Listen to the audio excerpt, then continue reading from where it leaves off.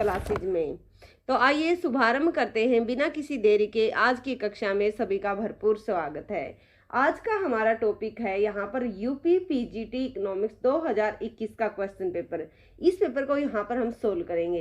इस पेपर को सोल्व करने के बाद आपको ये पता चलेगा, जब इसको देख लोगे आप पूरे को, कि पेपर में क्या पूछा गया है और क्या नहीं पूछा गया है। देखिए, इस क्वेश्चन पेपर को हम इस तरीके से देखने वाले हैं कि आपको सारे के सारे कंसेप्ट क्या हो जाएंगे, रिकॉल हो जाएंगे। ये ध्यान रखिएगा। दूसरी बात ये हम आपको बता देना चाहती हूँ, अगर आप इस यूपी पीजीटी की तैयारी कर रहे हो तो आप जितनी भी वीडियोज इको गुरु इकोनॉमिक्स क्लासेज के यूट्यूब चैनल पर अपलोड की गई हैं, अगर आप उन वीडियोज को देख लेते हो तो 90 से 95% जो है आपका जो ये सिलेबस है वो कवर हो जाएगा। वहाँ पर 100+ जो है वीडियो अपलोड की जा चुकी हैं। उसके बाद आप ये देखिए कि ये जो क्वेश्चन पेपर है, इसको देखने के बाद आपको ये पता चलेगा कि हमें क्या पढ़ना है और क्या पढ़ना नहीं है। ये जरूरी होता है, सारी चीजें पढ़ने से भी नहीं आपका पेपर क्लियर होता और छोड़ने से भी नहीं होता। कुछ चीजें आपको छोड़नी होती है, कुछ चीजें हैं जिनके ऊपर ज्यादा फोकस करना होता। तो फर्स्ट क्वेश्चन इसका देखते हैं कि टैरिफ लगाने के कारण क्या होता है। फर्स्ट क्या है कि जो टैरिफ लगाएंगे तो उसका क्या रिजल्ट निकल कर आएगा। लिखा हुआ ना साथ में कि imposition of tariff leads to, कि प्रशुल्क लगाने के कारण क्या होता है। देखिए, जब टैरिफ लगाया जाता है तो टैरिफ लगाने से क्या होता है कि निर्यातों के मूल्य में कमी आती है। बिल्कुल गलत बात है कि निर्यात के मूल्य में कमी कैसे आएगी जब आप टैरिफ लगा रहे हो। दूसरा है कि आयातों के मूल्य में कमी आती है, कि वो कह कि आयात इंपोर्ट जो करोगे ना उनके क्या हो जाएंगे, कमी आएगी नहीं। निर्यातों के मूल्य में वृद्धि होगी, आयातों के मूल्य में वृद्धि होगी। ये देखिए, इसका जो आंसर है ना, इसका आंसर होगा आपका डी, कि इससे क्या होगा कि टैरिफ लगाते हैं। वैसे तो जो टैरिफ लगाए जाते हैं मैं आपको बता देती हूँ, एक्सपोर्ट और इंपोर्ट, यानी कि एक्सपोर्ट इंपोर्ट दोनों के ऊपर लगते हैं। लेकिन जो हम एक्सपोर्ट के ऊपर नहीं लगाते, क्यों? हमेशा हर कंट्री चाहता है कि उसके एक्सपोर्ट क्या हो, प्रमोट हो, और इंपोर्ट क्या हो, रिड्यूस हो। तो इसलिए वो क्या करता है, इंपोर्ट के ऊपर टैरिफ लगाता है। इसलिए जो पहला इफेक्ट इसका पड़ना चाहिए वो किसके ऊपर पड़ेगा, आयातों के मूल्य में वृद्धि। तो चलिए इसका सेकंड क्वेश्चन करते हैं। सेकंड क्वेश्चन क्या कहता है आपको, ये कहता है कि विकास के आधार पर निम्नलिखित को काल क्रमबद्ध कीजिए। यानी कि जिस तरीके से डेवलप की गई है थ्योरी, उनके आधार पर क्या कीजिए, आप इनको लगाइए, सीक्वेंस में लगाइए। अगर आपने ये थ्योरी पढ़ी है तो आप इनको आराम से सीक्वेंस में लगा लोगे। सबसे पहले क्या आता है, सबसे पहले ये बता रहे हैं कि क्या आएगा आपका लॉ ऑफ डिमांड, ठीक है ना। सबसे फर्स्ट आएगा आपका लॉ ऑफ डिमांड, फिर आएगा law of diminishing marginal utility, उसके बाद आप सभी जानते हो इंडिफरेंस करवाएगा, और रिविल्ड प्रेफरेंस थ्योरी सबसे बाद में आती है। तो इसका आंसर हो जाएगा आपका डी। उसके बाद देखिए कोव डगलस प्रोडक्शन फंक्शन, मैंने मैराथन करवाई थी, मैराथन किसकी, माइक्रो इकोनॉमिक्स की। अगर आप माइक्रो इकोनॉमिक्स की मैराथन को देख लेते हो तो ये सारे क्वेश्चन आपके चुटकियों में सोल्व हो जाएंगे।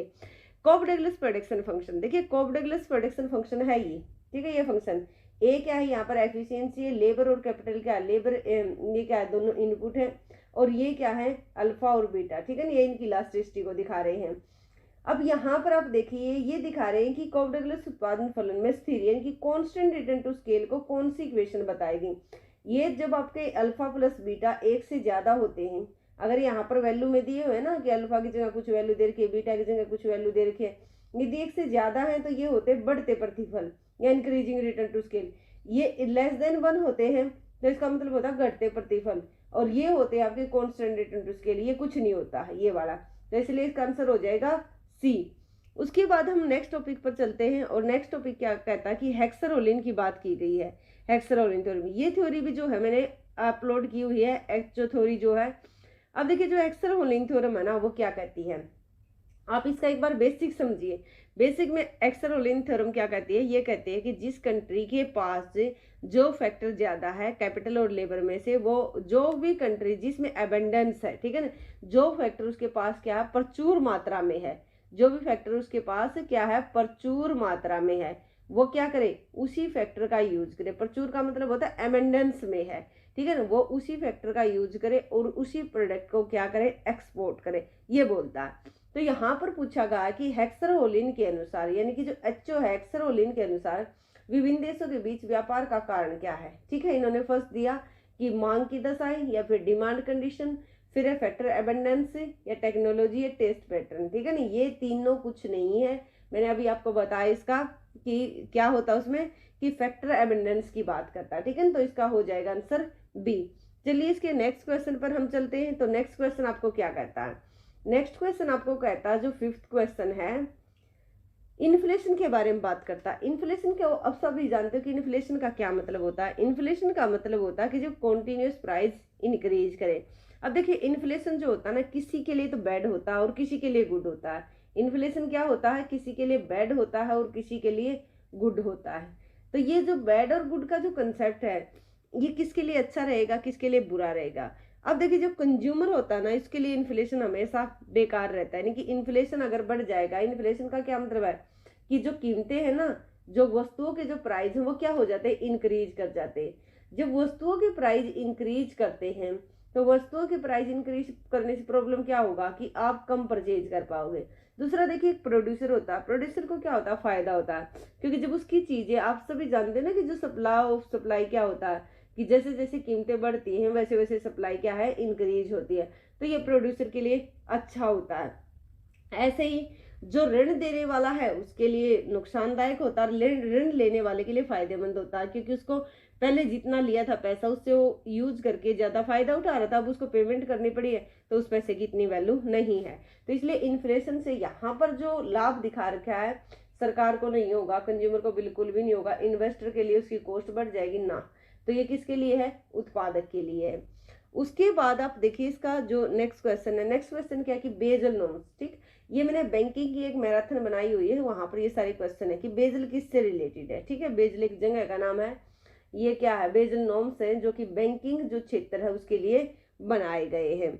उसके बाद आप देखिए इसका नेक्स्ट जो है, नेक्स्ट है कि यहाँ पर लिया गया है, each seller assume the arrival output is constant in the model of. वो कौन सा मॉडल है जिसके अंदर जो आउटपुट है वो कांस्टेंट मान लिया अगर फिर भी आउटपुट वोर होता है।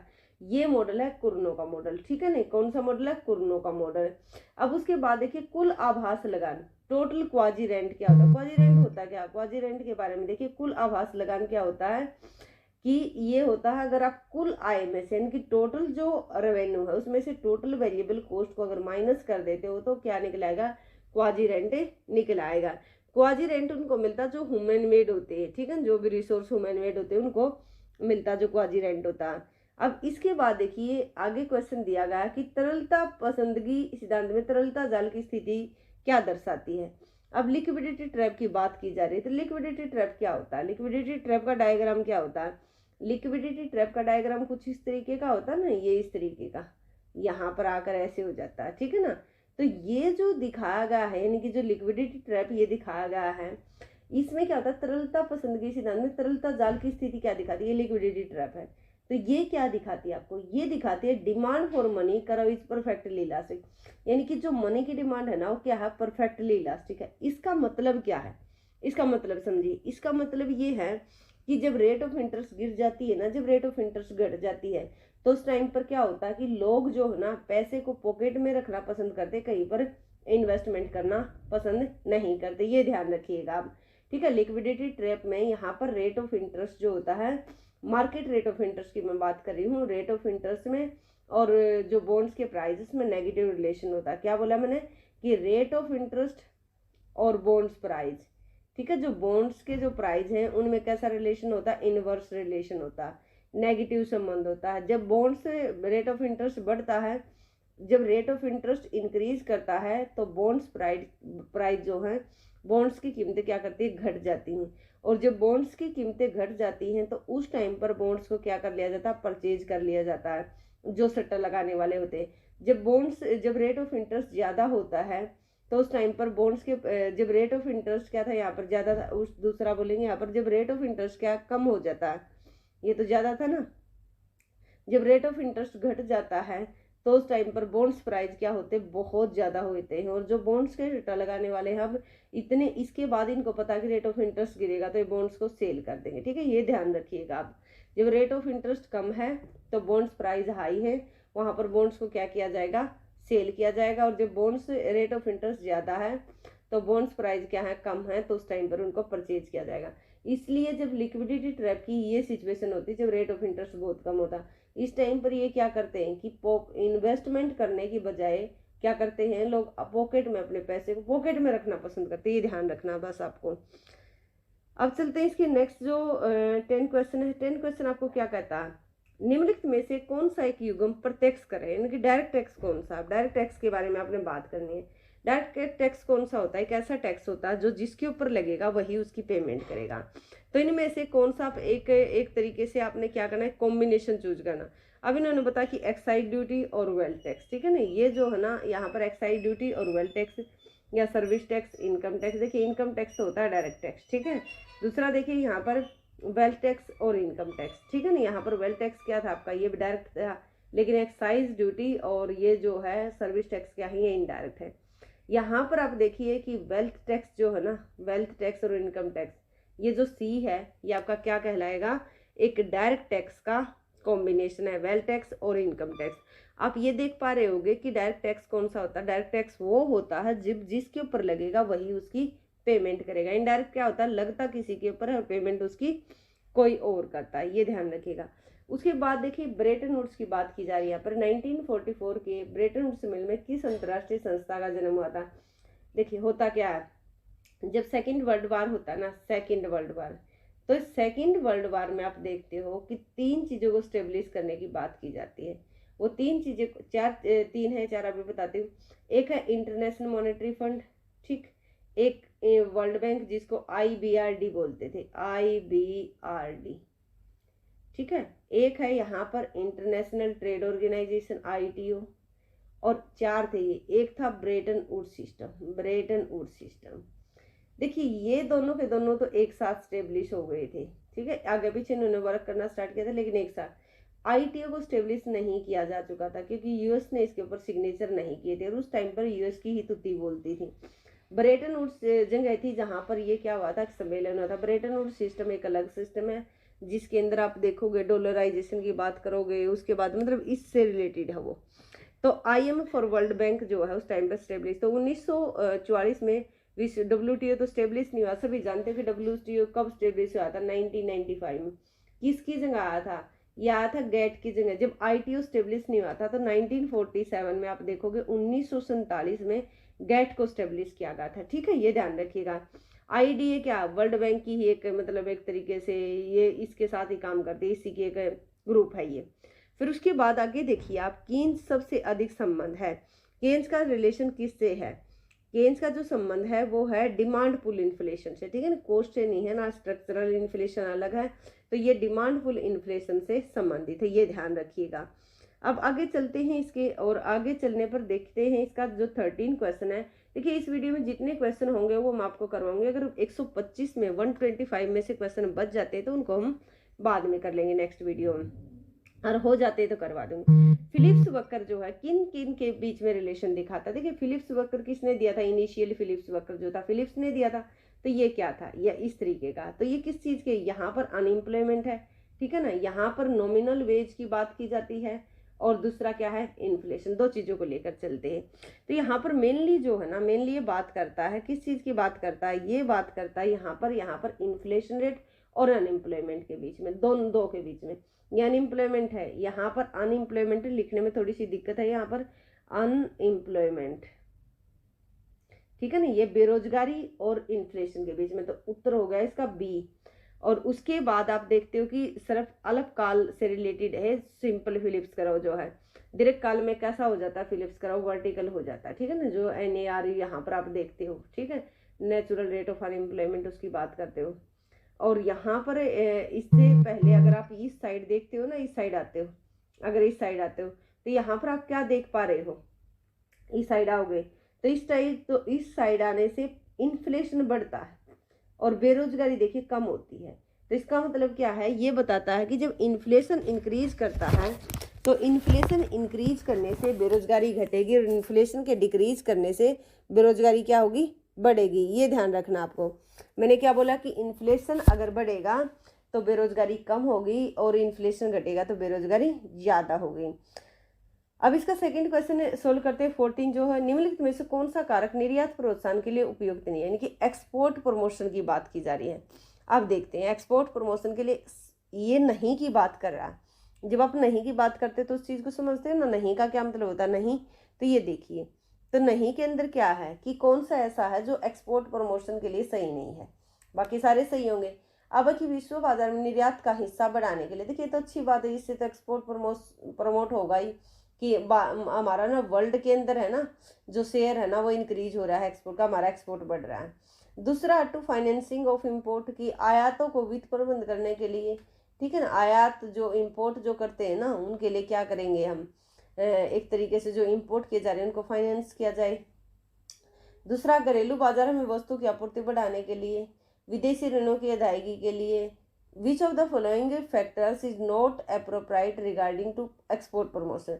देखिए अब इसको देखिए, घरेलू बाजार में वस्तु की आपूर्ति बढ़ाने के लिए, अब निर्यात का क्या मतलब होता है, बाहर भेजना, तो वह कहेगी ये इसके लिए उपयुक्त नहीं है।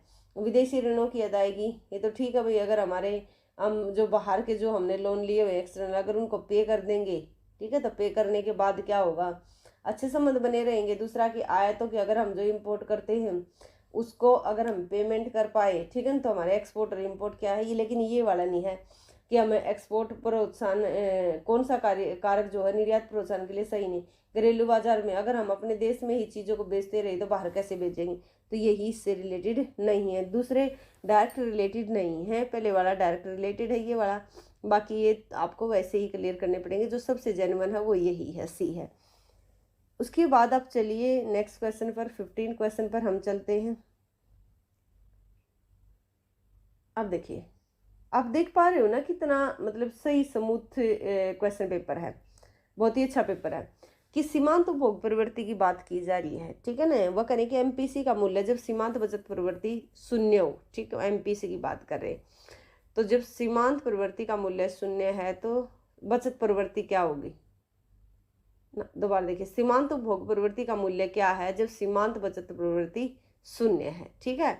तो इसका मतलब क्या है, ये करेंगे, देखिए आप यहाँ पर देखिए एमपीसी प्लस एमपीएस होती है, marginal propensity to consume, marginal propensity to saving, दोनों इक्वल टू 1 होते हैं।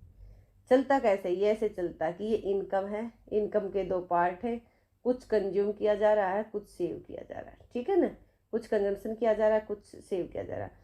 यदि यहाँ पर इनकम में चेंज होता है, इनकम में चेंज होता है तो इनकम में चेंज होने से कंजम्पशन में भी और जो सेविंग है दोनों चीज़ों में हमारा चेंज हो जाएगा, ठीक। अगर हम इनको क्या करें, दोनों साइड चेंज इन वाई से डिवाइड कर दें, इसको भी चेंज इन वाई से डिवाइड कर दें, तो ये तो क्या हो जाएगा इक्वल टू 1, ठीक है ना, 1 हो जाएगा। इस साइड क्या आएगा, change in C divide by change in Y, और प्लस में क्या आ जाएगा, change in S divide by change in Y. ये कहलाएगी आपकी एमपीसी और ये कहलाएगी आपकी एमपीएस।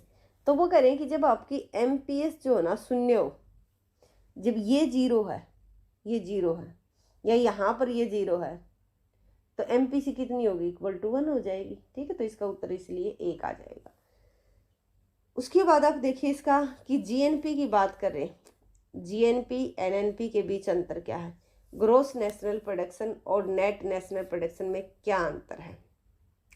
डिफरेंस बिटवीन द, देखिए जी है, जी यहाँ पर एनएनपी लिख लेते हैं, नेट नेशनल प्रोडक्शन, तो इसमें से क्या निकालना है, जीएनपी से आपको देखिए जी से ग्रोस से नेट पर जाना, तो आपको माइनस करना पड़ेगा डेप्रिसिएशन। इसकी वीडियो मैंने बनाई हुई है नेशनल इनकम की, 10-15 मिनट की, आप उसको देख लोगे तो सारे फॉर्मूले आपको याद हो जाएंगे, ठीक है। तो घिसावट डेप्रिसिएशन जो है ना वो माइनस करना पड़ेगा आपको। और यहाँ से अगर आपने मान लेते हैं कि यहाँ पर होता जीडीपी और डी से एन पर आना होता, तो ये नेशनल पर आना था डोमेस्टिक से, तो यहाँ पर net factor income from abroad को हम क्या करते प्लस करते, ठीक है। तो आगे अब चलते हैं इसके नेक्स्ट क्वेश्चन पर, 17 पर। 17 क्वेश्चन आपको क्या कहता है, इसको भी थोड़ा सा ध्यान रखिए। ये एचओ थ्योरी में से ये क्वेश्चन मैंने करवाया हुआ है। एक्स-रोलिंग सिद्धांत में साधन कीमत के संदर्भ में साधन प्रचुरता के कारण कब किसी देश को साधन पूंजी प्रचुर माना जाएगा। ये आपको ये क्वेश्चन ये कहता है कि हम कब बताएंगे कि ये कंट्री कैपिटल एबेंडेंट है, ठीक है ना। कैपिटल एबेंडेंट का मतलब है कि इसमें कैपिटल ज़्यादा है और इसमें लेबर कम है। कैपिटल अबेंडेंट का मतलब ये होता है पूंजी प्रचुर या कैपिटल अबेंडेंट की बात करोगे ना तो इसका मतलब इसमें कैपिटल क्या है, ज़्यादा।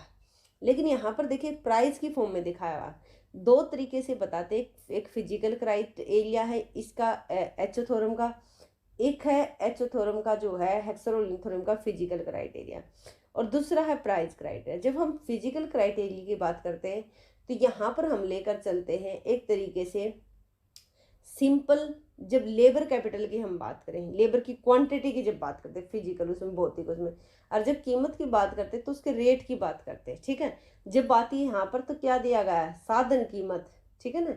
तो फैक्टर मैनेज टर्म्स तो फैक्टर प्राइस की बात की जा रही है, ठीक है ना, प्राइस वाले सिस्टम की बात की जा रही है। जब हम बात करते हैं प्राइस वाले की तो इसका मतलब ये है यहाँ पर है कि चाहे वो क्वांटिटी में कम है या ज़्यादा वो फर्क नहीं पड़ता, यानी कि जो क्वांटिटी है उसका कोई फर्क नहीं पड़ता, जो फर्क पड़ रहा है यहाँ पर कीमत का।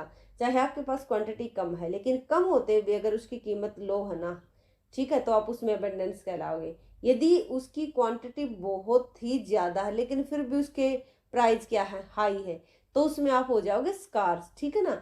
जो सस्ता है वो अबेंडेंस में है और जो कम महंगा है वो स्कार्स है, यानी कि उसकी दुर्लभता है, और जो सस्ता है वो क्या है, वो उसके पास ज़्यादा है। प्राइस की फॉर्म में ऐसे होता, क्वांटिटी फिर उसकी कुछ भी रहे। तो देख लेते एक बार इसकी इक्वेशन को। फर्स्ट दिया गया है price of capital price of labour, आपने क्या निकालना, कैपिटल अमेंडेंट। तो इसका मतलब क्या होना चाहिए कि प्राइस ऑफ कैपिटल क्या होना चाहिए, लो, किसके कंपेयर में, प्राइस ऑफ लेबर के कंपेयर में। ठीक समझे आप कि लेबर के कंपेयर में, यानी कि जो प्राइस ऑफ है इसे लिखेंगे प्राइस ऑफ कैपिटल क्या है, कम होने चाहिए प्राइस ऑफ लेबर के। अब यहाँ पर दो चीजें हम आपको बता देती हूँ, एक तो आप समझ गए कि सस्ता होना चाहिए कैपिटल किसके कंपेयर में, लेबर के। अब देखिए दो चीजें हैं, एक तो प्राइस ऑफ लेबर